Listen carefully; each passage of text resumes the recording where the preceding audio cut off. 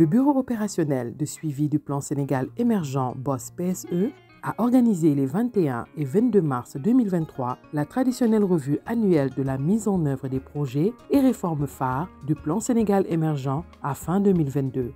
Cet exercice annuel a permis au BOSS de présenter les différentes performances clés réalisées et axes d'amélioration des actions prioritaires du PSE, qui reste le référentiel national de politique socio-économique.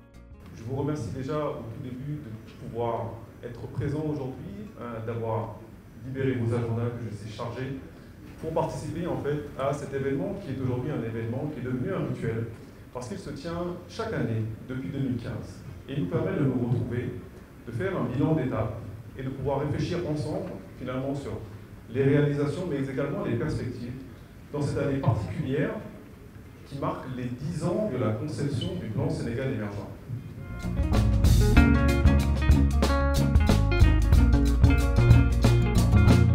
En 2022, on a eu plus de 150 km de routes revêtues et construites pour un objectif de 101 km initialement prévu. Dans le domaine de l'énergie, avec la centrale de Malicounda, aujourd'hui, on a 120 MW supplémentaires qui constituent aujourd'hui la capacité de pouvoir aujourd'hui intégrer dans le dispositif 700 000 nouveaux ménages.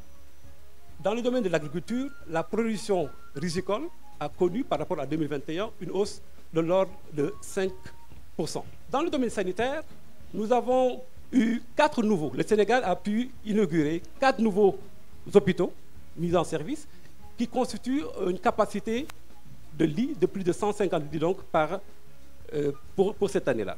Dans le domaine touristique, on a eu aussi une infrastructure touristique qui a été donc mise en service avec une capacité de 520 chambres. Quand on regarde le domaine aéroportuaire, en prenant comme indicateur le nombre de passagers, on voit que de 2021 à 2022, le nombre de passagers a augmenté de 900 000 pour passer à 2,6 millions donc, de passagers. La production de zircon dans le domaine des mines a connu une augmentation de 4 000 tonnes entre 2021 et 2022.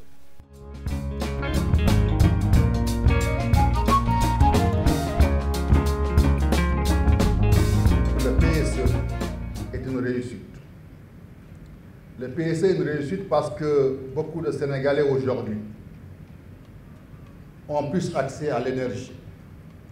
Le PSE est une réussite parce que beaucoup de Sénégalais sont désenclavés. Le PSE est une réussite parce que beaucoup de Sénégalais se nourrissent mieux. Le PSE est une réussite parce que beaucoup de Sénégalais ont plus accès à la santé, à l'éducation, à la formation, au financement, à l'accompagnement. Le PSE aussi est une réussite parce que nous avons donné une place importante à l'économie verte, solidaire.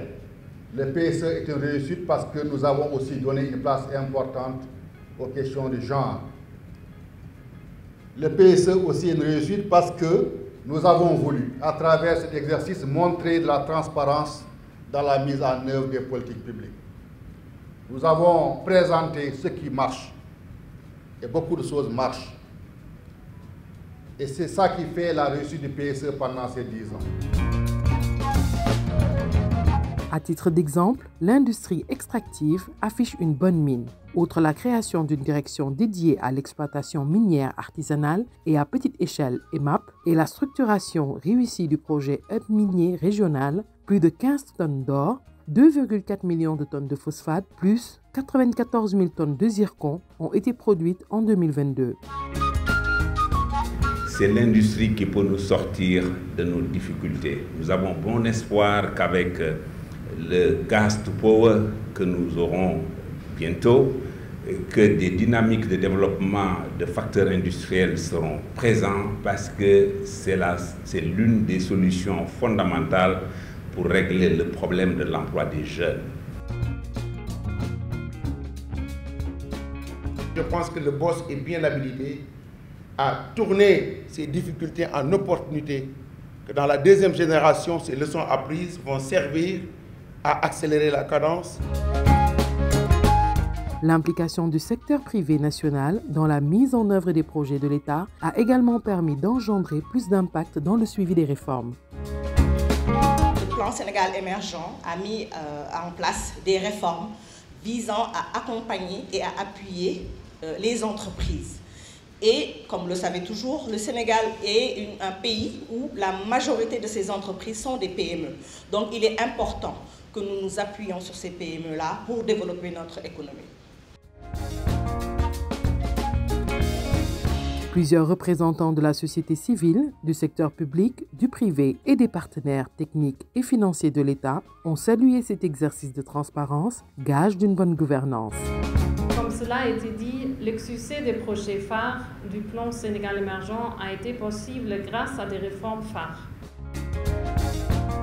Le boss PSE a toutefois noté quelques défis à relever pour optimiser le rythme des performances du plan d'action prioritaire, ajuster et accélérer PAP 2A.